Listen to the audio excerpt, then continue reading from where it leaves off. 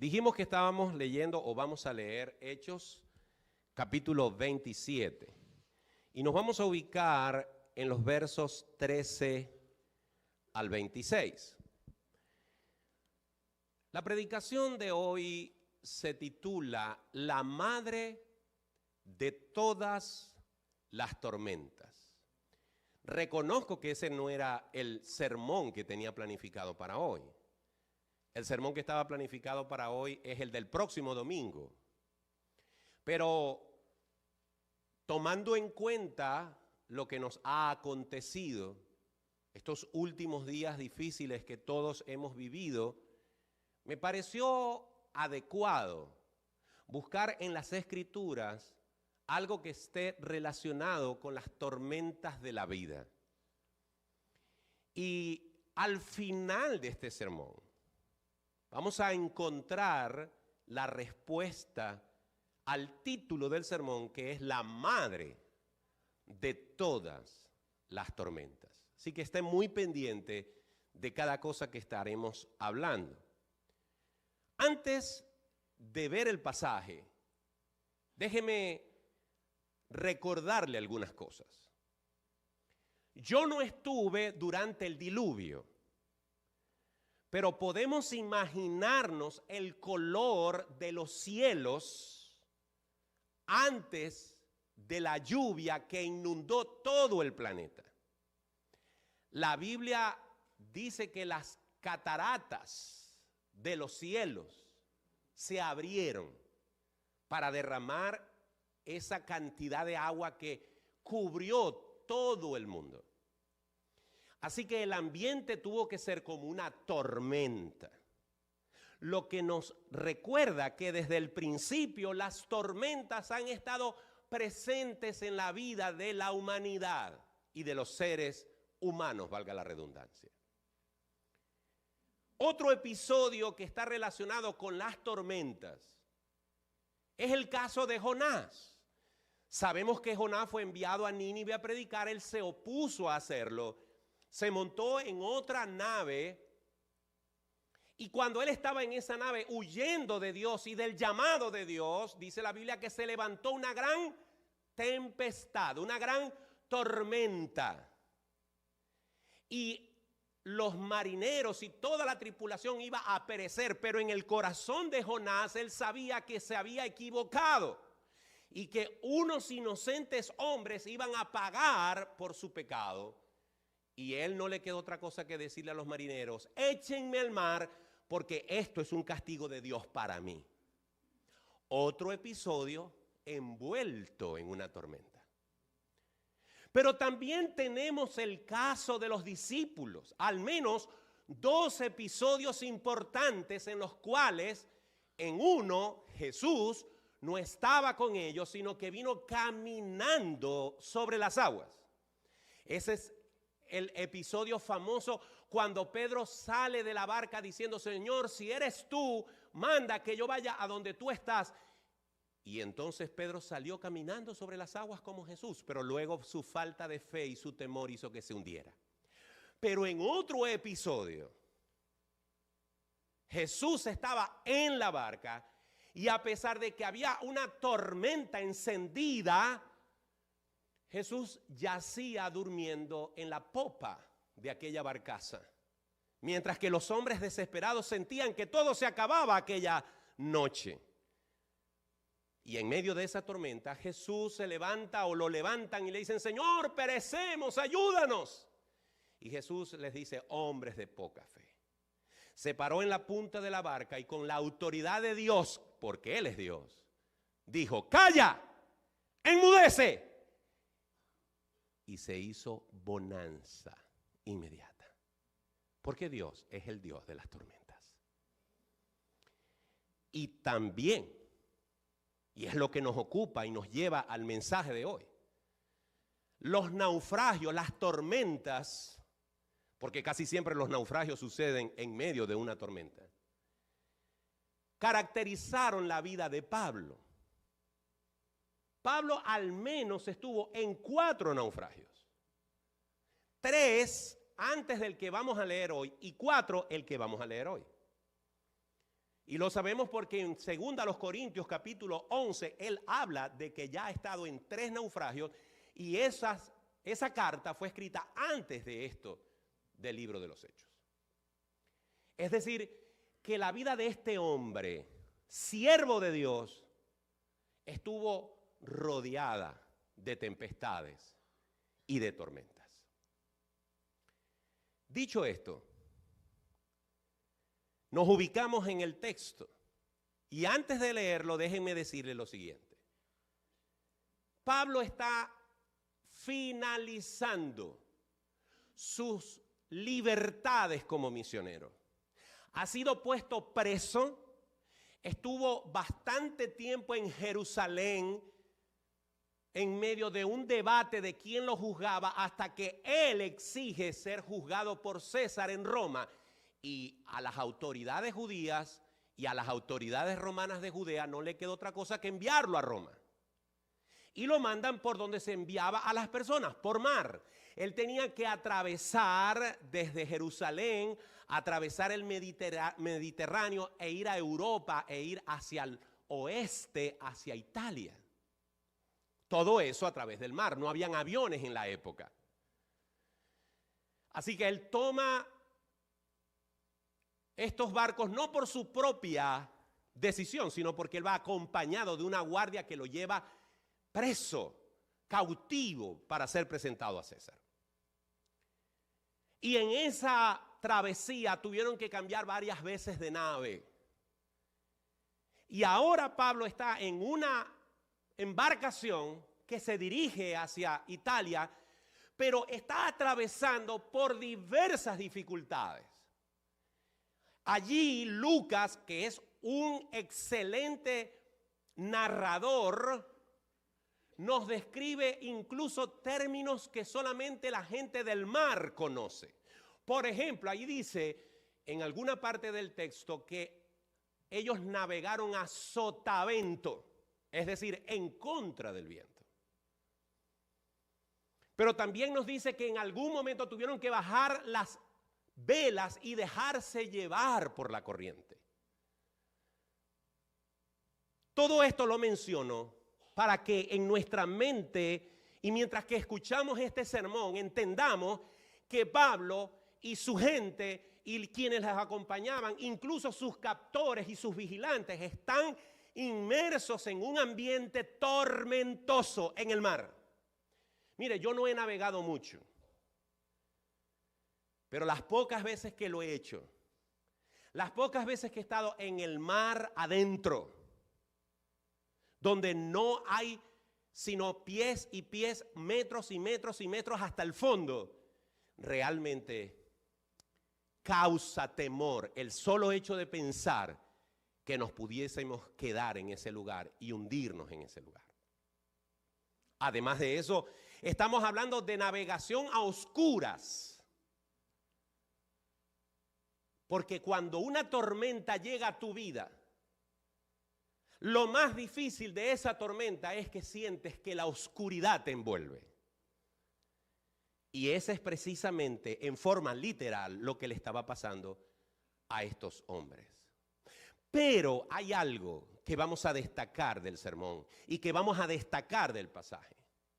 Es el carácter de Pablo, que no pierde su firmeza, que no pierde su envergadura, que no pierde su madurez espiritual, que no permite que el miedo y el temor de la tormenta sea contagiado a él y por lo tanto a sus compañeros, sino que por el contrario, aún en las condiciones más adversas, vemos a un Pablo manteniéndose firme a sus convicciones y al valor que tenía en Cristo Jesús. Ahora sí, vamos a leer el pasaje. Dice Hechos 27, 13 al 26.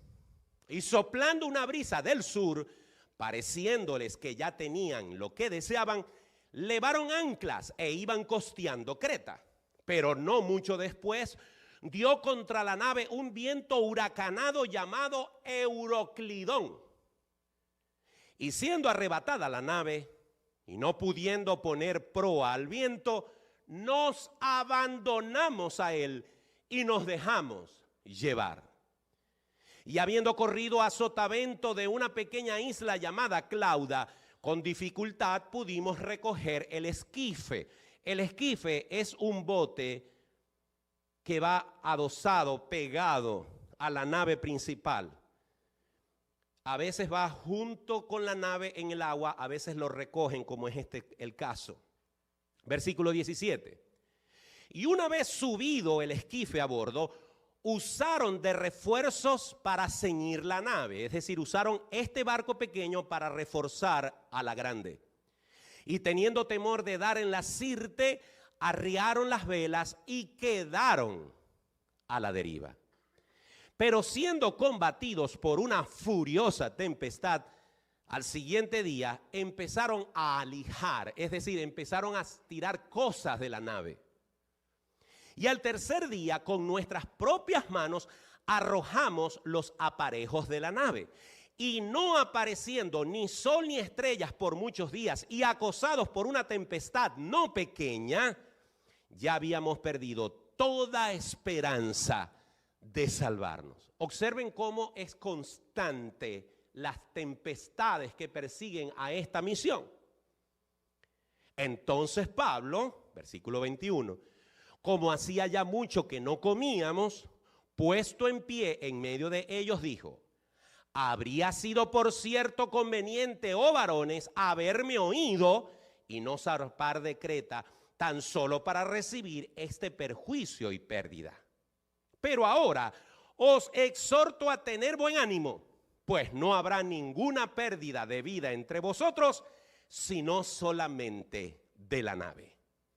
Porque esta noche ha estado conmigo el ángel del Dios de quien soy y a quien sirvo, diciendo: Pablo, no temas, es necesario que comparezcas ante César. Y he aquí, Dios te ha concedido todos los que navegan contigo. Por tanto, oh varones, tened buen ánimo, porque yo confío en Dios, que será así como se me ha dicho. Con todo es necesario que demos en alguna isla.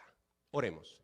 Padre, cuando voy a exponer tu palabra, te ruego tu auxilio, porque yo no lo sé hacer si tú no me acompañas. Y te pido más aún que abras un surco en cada mente y en cada corazón presente, para que la semilla de tu palabra penetre y dé mucho fruto. Te lo pido en el nombre de Jesús. Amén y amén. Hay 4 cosas que tú debes saber de las tormentas. 4 cosas que deben estar presentes, porque las tormentas que has vivido, estas 4 cosas las ha tenido. Y las tormentas que te esperan, estas 4 cosas también estarán presentes. Debo decir que el libro de los Hechos, por ser un libro histórico, no es prudente espiritualizar todo el libro de los Hechos. Es decir, no podemos hacer doctrinas de pasajes bíblicos forzando el texto para que diga lo que yo quiero decir. Pero es cierto que vemos en el comportamiento de Pablo y en la forma en que transcurren los hechos que sin duda alguna podemos extraer algunas verdades de este pasaje. Lo primero que tú debes saber es que las tempestades, las tormentas de tu vida tienen 4 características. 1, son inevitables. No se pueden evitar.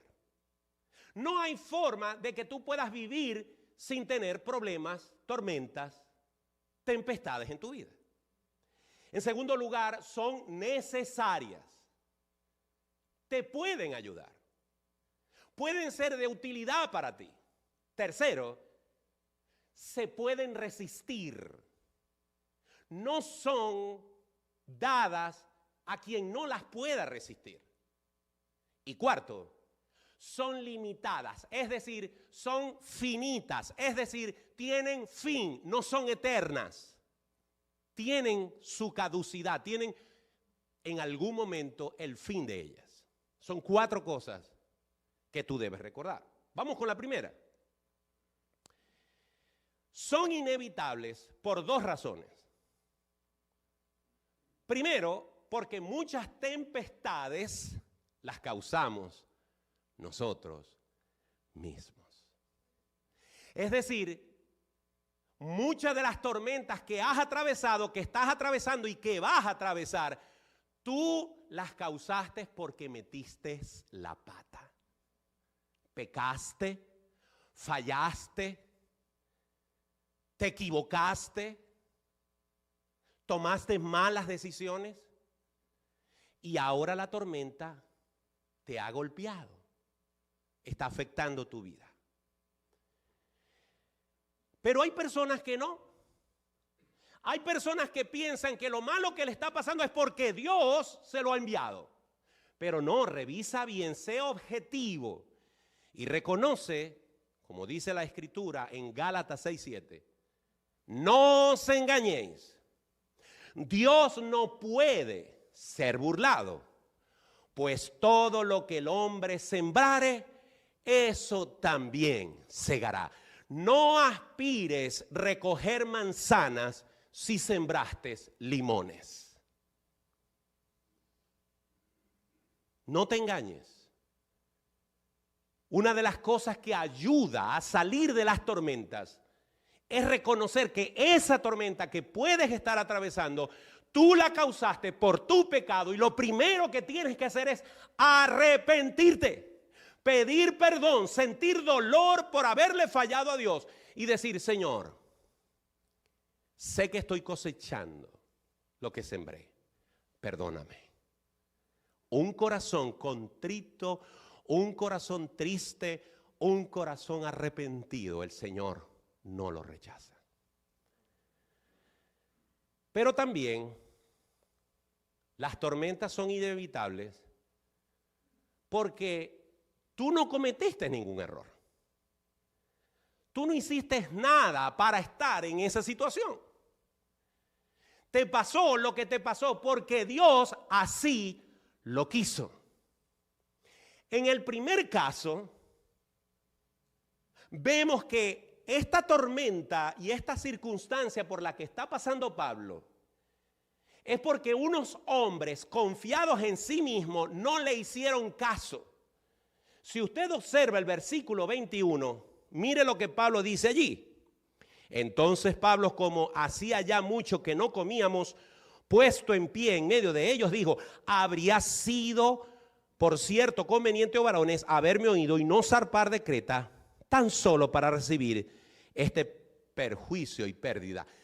Pablo, lleno del Espíritu Santo, sabiendo que no iban a pasar cosas buenas, les advirtió, pero dice que Julio, el jefe de la delegación, prefirió creerle a los marineros y tomaron la decisión y pagaron las consecuencias.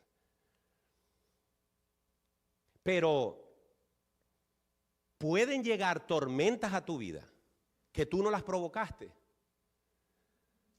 sino que Dios soberanamente, grábate esa palabra, soberanamente ha decidido meterte en el horno de la prueba. Sí, Dios que es amor, Dios que es bueno, Dios que es justo, a sus hijos también los mete en el horno de la prueba. No lo digo yo, lo dice la palabra. Por ejemplo, primera carta del apóstol Pedro, capítulo 1, verso 6, dice, en lo cual vosotros os alegráis, aunque ahora, por un poco de tiempo, si es necesario, tengáis que ser afligidos en diversas pruebas. Es más, Santiago dice, tened por sumo gozo cuando halléis en diversas pruebas. Hermanos, el hecho de que Dios nos ame no significa que Él nos va a evitar los problemas. Él va a permitir que tempestades y tormentas que nosotros no causamos, sin embargo, lleguen a nuestra vida con un propósito. Pero debes tener claro algo. Cuando la prueba llegó a la vida de Job, Job dijo, Jehová dio, Jehová quitó, sea el nombre de Dios bendito. Pero la esposa, su mujer, lo vio de otra manera. Cerró los puños, se puso brava con Dios y le dijo a Job, aún retienes tu integridad, maldice a Dios y muérete. Son dos formas de ver la soberana voluntad de Dios. Una con alabanza, otra renegando de Él. En segundo lugar, las pruebas, las tormentas, las tempestades en tu vida son necesarias. Tienen un propósito. Hay una razón. No es que a Dios se le ocurrió jugar contigo. Aun cuando la tormenta sea producto de tu error, aun cuando sea el resultado de tu pecado, aún Dios puede hacer grandes cosas como resultado de esa prueba con la que estás siendo azotado o azotada. Porque Dios es experto en segundas oportunidades. Dios es experto en perdonar. Dios es experto en reconstruir, en restaurar.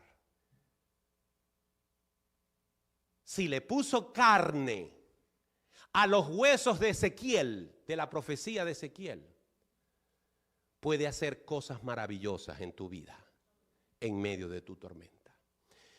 Y esto nos lleva al versículo 24. Pablo dice, no temas. Pablo dice que el ángel le dijo, no temas. Es necesario que comparezcas ante César. Y he aquí, Dios te ha concedido todos los que navegan contigo. En esa nave iban más de 200 personas. Al final de la historia se nos dice exactamente el número.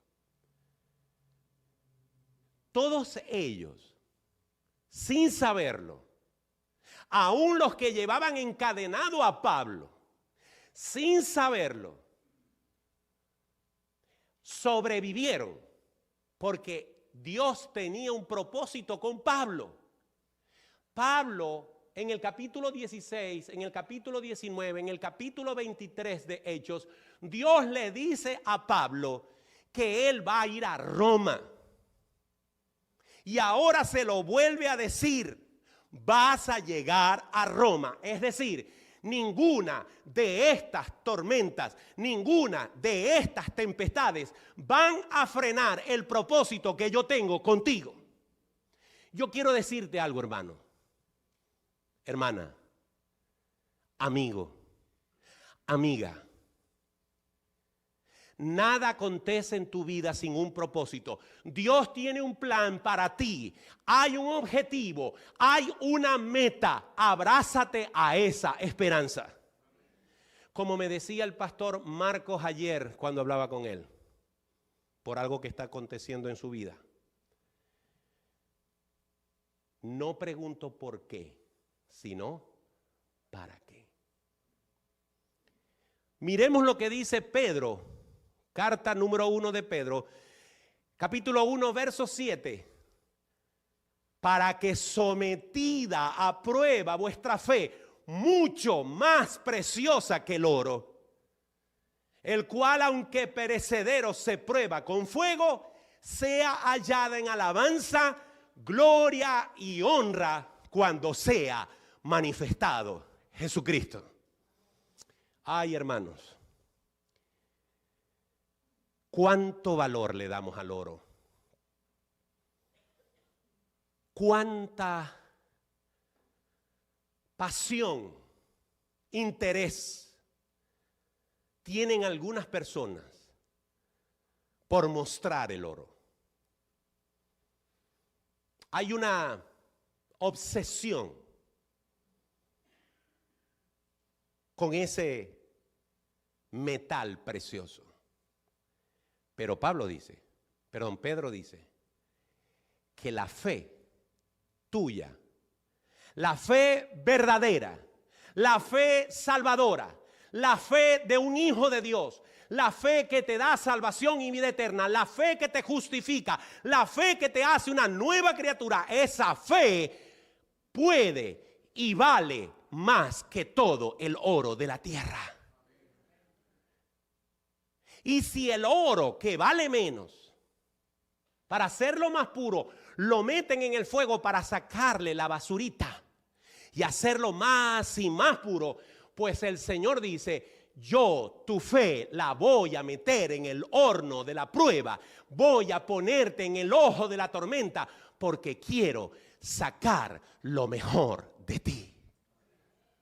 Quiero que se demuestre al mundo, te demuestres a ti mismo, le demuestres a los demonios, le demuestres a tus amigos, a tus hermanos en la fe, que la fe que tú dices tener con tu boca es verdad. Vamos a ver si en medio de la tormenta tu fe se quema o tu fe es purificada.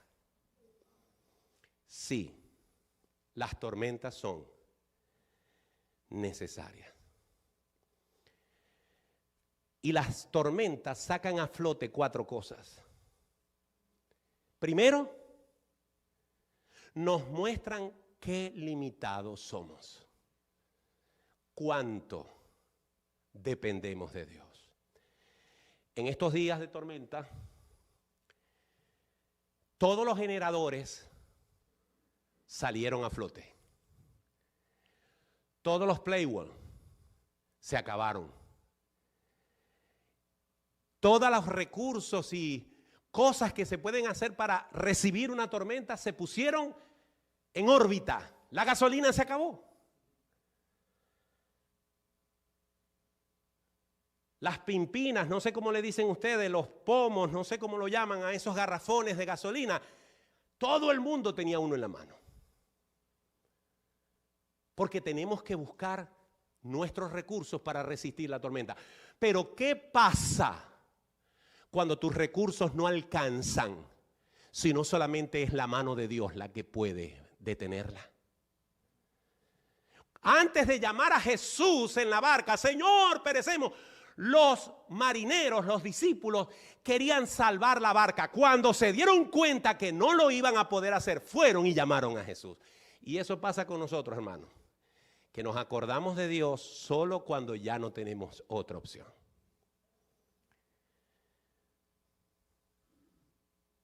También las tormentas nos muestran nuestras prioridades. Recuerdo que la gente siempre dice en una tormenta, las fotos y los papeles. Lo demás que se pierda.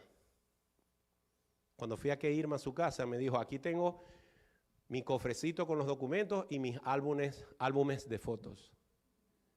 Por si acaso. Hay que estar allí. No me quiero imaginar a David, a Irma, a James sintiendo que el techo de su casa se estaba elevando. Debe ser una sensación terrible. ¿Cuál es tu prioridad en medio de la tormenta? ¿Qué es lo primero en lo que piensas? ¿Qué es lo primero que te preocupa? También las tormentas muestran reacciones nuestras: llanto, ruego, súplica, angustia, temor, terror, ansiedad, depresión. ¿Cuál fue la actitud de Pablo? La actitud de Pablo fue: take it easy. Metimos la pata. Sí. Estamos en un problema. Sí. Pero miren lo que dice el versículo 22. Pero ahora os exhorto a tener buen ánimo. ¿Buen ánimo en medio de la tormenta? Sí. Cantar, orar, alabar, decir: Dios, tengo miedo, pero la Biblia dice que el amor echa fuera el temor.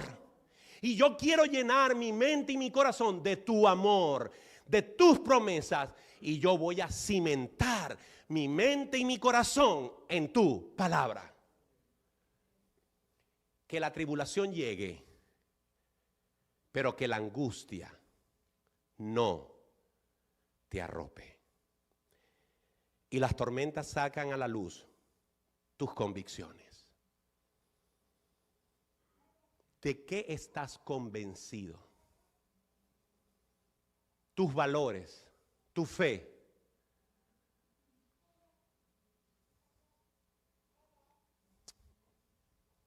En tercer lugar, hemos dicho que las tormentas son inevitables y necesarias.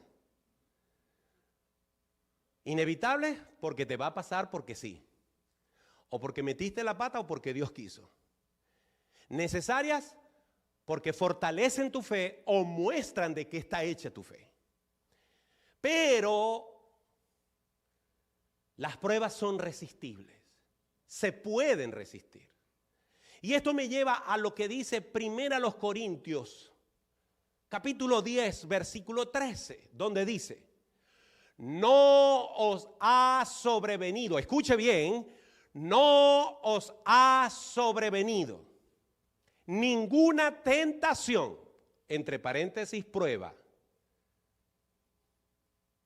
que no sea humana, que no sea terrenal, que no sea de esta tierra. Pero fiel es Dios, que no os dejará ser tentados, ser probados más de lo que podéis resistir, sino que dará también juntamente con la tentación la salida para que podáis soportar. Cuando yo le recito eso a los hermanos que hablan conmigo, contándome sus problemas, llenos de lágrimas, desesperados, muchos de ellos me dicen: usted no sabe lo que me ha tocado a mí. Pastor, es que usted no está en mi pellejo. Usted no tiene la prueba que yo tengo. Y yo le digo a las personas: sí, es verdad. Yo no tengo la prueba que te tocó a ti, pero yo tengo la mía. Y estoy casi seguro que si te la cambio, como decimos en Venezuela, pelo a pelo, tú me dices que no, te quedas con la tuya. ¿Sabes por qué? Porque Dios te dio una prueba que tú puedes resistir, pero la tuya no la puedo resistir yo. Dios me dio una prueba que yo la puedo resistir, pero tú no la puedes resistir. Porque Dios conoce tus capacidades y Dios tiene un plan contigo distinto al mío. Pero por si acaso usted cree que lo que usted está viviendo es muy, muy difícil, y lo creo, vamos a ver qué le tocó a Pablo. El mismo Pablo que está aquí experimentando esta situación. En 2 Corintios 11, versículos 23, la parte B, hasta el versículo 29. 2 Corintios 11, versículos 23, la parte B, hasta el versículo 29, dice: en trabajos más abundantes, en azotes sin número, en cárceles más. Pablo está hablando de lo que le ha pasado en su ministerio. En peligros de muerte muchas veces. De los judíos 5 veces he recibido 40 azotes menos 1. 3 veces he sido azotado con varas, 1 vez apedreado. 3 veces he padecido naufragio. 1 noche y 1 día he estado como náufrago en alta mar. en caminos muchas veces, en peligros de ríos, peligros de ladrones, peligros de los de mi nación, peligros de los gentiles, peligros en la ciudad, peligros en el desierto, peligros en el mar, peligros entre falsos hermanos, en trabajo y fatiga, en muchos desvelos, en hambre y sed, en muchos ayunos, en frío y desnudez, y además de otras cosas, lo que sobre mí se agolpa cada día, la preocupación por todas las iglesias. ¿Quién enferma? Y yo no enfermo. ¿A quién se le hace tropezar? Y yo no me indigno. ¿Se da cuenta la tormenta de Pablo? Y usted y yo quejándonos. Y lo que me impacta es que lo que más le preocupa no es él, sino las iglesias, los hermanos que están siendo afectados. Eso nos dice que este hombre estaba lleno de una espiritualidad a la que todos nosotros debemos apuntar. Pero Pablo resistió hasta el final. Todavía le esperaba este naufragio. ¿Y saben qué? Le esperaba una prisión en Roma. ¿Y saben qué? Le esperaba ser decapitado por Nerón. Y él lo sabía. Pero resistió hasta el final. Y yo quiero decirte, hermano y hermana, que yo no pongo en duda que lo que estás viviendo es un infierno. Que lo que has vivido es un infierno, o que te pueda tocar vivir un infierno. Pero el Señor estará contigo. El Señor estará a tu lado. Agárrate de Él. Afírmate en Él. Lee su palabra, escudriñala, confía en Él. Y vas a resistir hasta el final. Pastor, pero ¿cómo? Dígame algo más práctico. ¿Cómo se resisten las tormentas? Yo quiero que me dé algo más, eso de leer la Biblia y orar. Deme algo más, una receta. Bueno, te voy a dar una receta de 4 cosas. Primero, evítalas. Sí, deja de meter la pata. Deja de equivocarte. Piensa más antes de hablar. Piensa más antes de actuar. Ora más antes de hacer. Número 2. Sé agradecido en la tormenta. Te garantizo que ser agradecido y menos quejoso hará que la tormenta sea más fácil de atravesar. Tercero, confía. Pastor, ¿qué es confiar? Confiar es que si yo te digo, préstame $1,000, que te los pago la semana que viene, y tú sacas los $1,000, pero en la otra mano me sacas un pagaré que yo te debo firmar, tú no estás confiando. Pero si yo saco los $1,000 y tú me dices, pero yo te puedo firmar algo, no. Tú me dices que es la semana que viene. Es la semana que viene. Aquí está. Eso es confiar. Es creer. Es descansar. Es aceptar. Y si tú le puedes creer a un hombre que te va a pagar $1,000 la semana que viene, créele a la Biblia cuando dice que Jehová es mi pastor, nada me faltará. Créele. Confía. Descansa. Dile a tu mente y a tu corazón, estad quietos y conoced que yo soy Dios. Y una cosa más para resistir la tormenta. Pon tu mirada en el puerto. Pon tu mirada a donde vas. Porque el puerto de tu vida no es el retiro. El puerto de tu vida no son ahorros para pasar tu vejez. El puerto de tu vida no deben ser llegar a los 90 años sin problema. El puerto de tu vida es donde vas a pasar la eternidad. Y si tú sabes que tú vas a estar la eternidad con tu Dios, adorándole, alabándole, sin pensar en el tiempo, porque vas a tener la eternidad para ello. Si tú te animas, si tú pones tu mirada en ese puerto, la tempestad será más fácil de resistir. Por último, las tempestades, además de todo lo que hemos dicho, son limitadas, tienen fecha de expiración. Veamos un momento lo que dice el verso 26. Con todo, es necesario que demos en alguna isla. Pastor, ¿y qué tiene que ver eso con el punto? Pablo nos acaba de decir, o le acaba de decir a todos ellos, tranquilo, todos nos vamos a salvar. Ojo, se va a perder la nave, pero para que se pierda la nave, para que ocurra lo que tiene que ocurrir, tenemos que llegar a una isla. Y eso fue lo que pasó.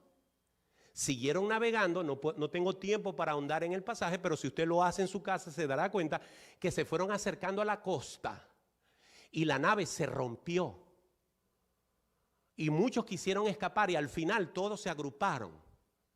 Y el final de ese capítulo 27 es tremendo, léalo.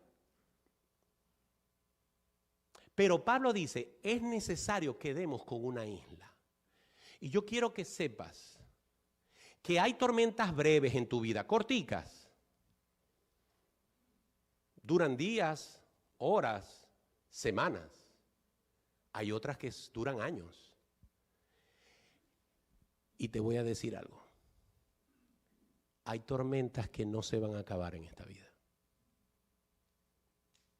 Hay tormentas que las vas a tener hasta el último día de tu vida.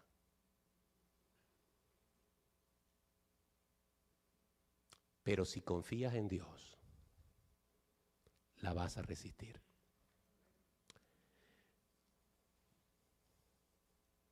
Hay un puerto seguro para cada tormenta. Hay un pasaje muy largo que por razones de tiempo ya no lo puedo leer completo. Pero en Hebreos 6, versículo 17 en adelante, dice, por lo cual, queriendo Dios mostrar más abundantemente a los herederos de la promesa la inmutabilidad, es decir, el no cambio de su consejo, interpuso juramento, para que por dos cosas inmutables, dos cosas que no pueden cambiar, en las cuales es imposible que Dios mienta, tengamos un fortísimo consuelo los que hemos acudido para asirnos de la esperanza puesta delante de nosotros, la cual tenemos como segura y firme ancla del alma y que penetra hasta dentro del velo. Ancla del alma. Si yo pudiera graficarte mi tormenta, si yo pudiera ver tu tormenta, yo te vería a ti o tú me verías a mí en un profundo vaivén que pretende ahogarnos. Pero estamos asidos al ancla preciosa de la palabra de Dios que fortalece nuestras mentes y nuestros corazones y nos dice a través de sus promesas y sus mandamientos, confía en mí. Y esa es el ancla de mi fe. Ese es el ancla que Dios me permite tener. ¿Cuándo se terminará, pastor? Bueno, las tormentas en tu vida se pueden terminar con tres condiciones. Número 1, siendo obediente. Mientras que no entres por el carril vas a llevar palo. ¿Sí? No, Dios es amor, Dios no castiga. Sí, síguete comiendo ese cuento. Síguete comiendo esa filosofía humana de que como Dios es amor, Él no castiga. Al contrario, Dios al que ama castiga y azota a aquel que tiene por hijo. Hay de aquellos padres que no castigan a los hijos porque pobrecito, él es un niño. Cuidado, ama a tu hijo, pero 4 nalgadas te las vas a agradecer mucho en el futuro. Por cierto, no sé si me llevarán preso por eso. Pero la Biblia dice que debemos darle con vara a nuestros hijos y debemos reprenderlos. Si mañana amanezco en Polk County Sheriff, me van a visitar. Dios quiere que te metas en el carril. Dios quiere que obedezcas. Si no, pregúntaselo al hijo pródigo, que hasta que no volvió en sí y dijo, ¿qué hago yo aquí comiendo con los cerdos cuando en casa de mi padre, si fuera un esclavo, comería mejor? Voy allá y le voy a decir, papá, perdóname. Hazme como a uno de tus esclavos. Tienes que obedecer, mi querido hermano. Muy probablemente, si te metes en el carril, tu tormenta va a acabar o se va a disipar. Número 2, tienes que madurar. Basta ya de ser un bebé espiritual. Basta ya de seguirte comportando como un nuevo creyente. Basta ya de seguir en la cuna cuando ya deberías de estar corriendo. Las tormentas en tu vida son para que crezcas, para que seas una mujer de Dios, un hombre de Dios, a la estatura de un varón perfecto. Ya deja de chuparte el dedo, hermano, y hazte maduro espiritualmente. Y además de eso, tu esperanza hará que la tormenta termine algún día. ¿Por qué? Porque cuando usted tiene esperanza, usted sabe que por más dura que sea la tormenta, algún día va a descansar. Pero los que no tienen esperanza, los que ni siquiera piensan en la eternidad y creen que van a vivir toda la vida, no consiguen consuelo porque creen que su felicidad está aquí, cuando está en el reino de los cielos. Ahora voy a responder la última pregunta. ¿Cuál es la madre de todas las tormentas? Leamos lo que dice Juan 3, versículo 18 al 19. Escuche con atención. El que en él, Jesús, el que en él cree, no es condenado. Pero el que no cree, ya ha sido condenado porque no ha creído en el nombre del unigénito Hijo de Dios. Y esta es la condenación. Esta es la tormenta más grande. Esta es la madre de todas las tormentas. Que la luz vino al mundo y los hombres amaron más las tinieblas que la luz porque sus obras eran malas. La madre de todas las tormentas es aquella que no tiene fin. La madre de todas las tormentas es aquella de aquel que se habrá perdido para siempre por no haber creído en el único que podía salvarle. Si tú crees que estás en problemas, porque tu casa sufrió daños. Si tú crees que estás en problema porque tu matrimonio es infeliz. Si tú crees que estás en problema porque sientes que no eres amado o amada. Si tú crees que tienes problemas porque las finanzas no te alcanzan. Si tú crees que tienes problemas porque no consigues un buen trabajo. Si tú crees que tienes la tempestad más grande de todas las tempestades, déjame decirte que si estás sin Cristo, no tienes ni idea de lo que te espera. Condenación eterna por los siglos de los siglos. Pero si tienes a Cristo, si has nacido de nuevo, gózate en medio de tu tormenta, porque tu nombre está anotado en el libro de la vida.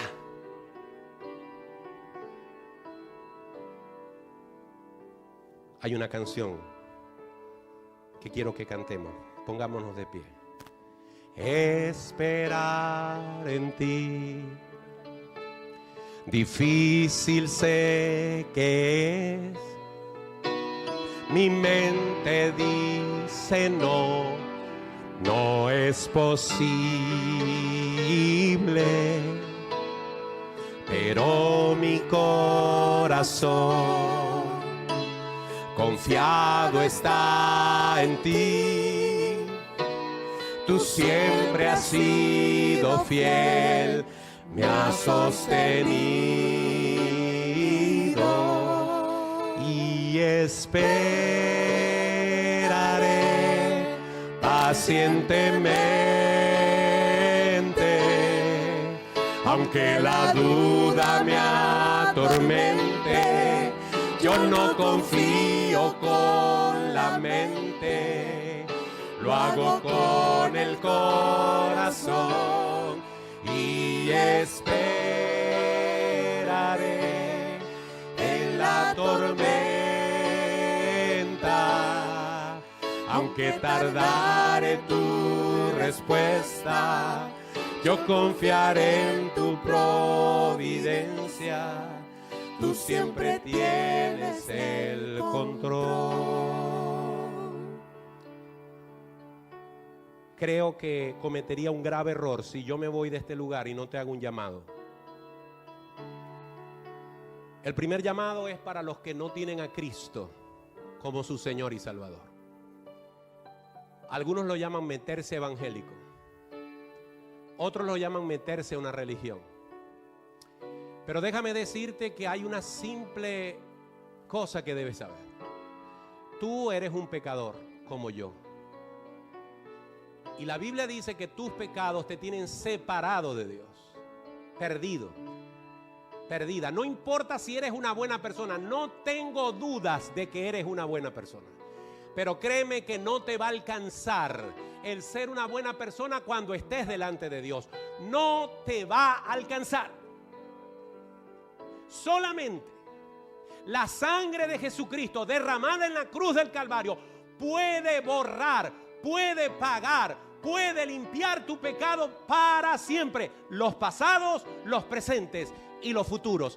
Y solamente tienes que recibirlo, creerlo por fe, arrepentirte de tus pecados. Si ese es tu caso, yo te invito a pasar aquí adelante, voluntariamente. Te invito a que digas: yo quiero aceptar a Jesús como mi Señor y mi Salvador. Si lo haces, tendrás vida eterna. ¿Quién más? Creo que Manuela viene en camino. ¿Alguien más? Dios te bendiga, Manuela. Dios te guarde. Yo le prediqué a Manuela hace unos días en casa de Betty y creo que hoy está reafirmando lo que hicimos en su casa. Eso lo único que demuestra es que ha entendido perfectamente el mensaje y ha pasado adelante sin ninguna otra invitación que la que he hecho. ¿Hay alguien más que quiere recibir a Jesús? ¿Alguien más quiere poner su confianza en Cristo como Señor y Salvador? Ahora te invito a que cierres tus ojos.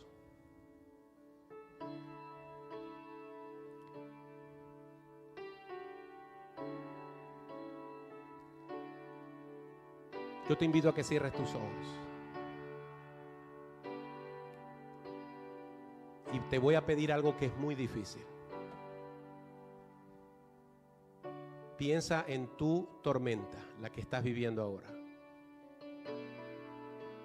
Y dile: Dios, gracias. Gracias por permitirme sufrir. Gracias por permitirme vivir lo que estoy viviendo. Yo no lo entiendo, pero yo sé que hay un propósito y lo vas a cumplir en mí. Si tienes esa actitud, el Señor te va a bendecir. Pero recuerda algo que debes llevarte hoy. Tienes que aprovechar tu tormenta para cambiar, para madurar, para ser otra persona. Tienes que crecer.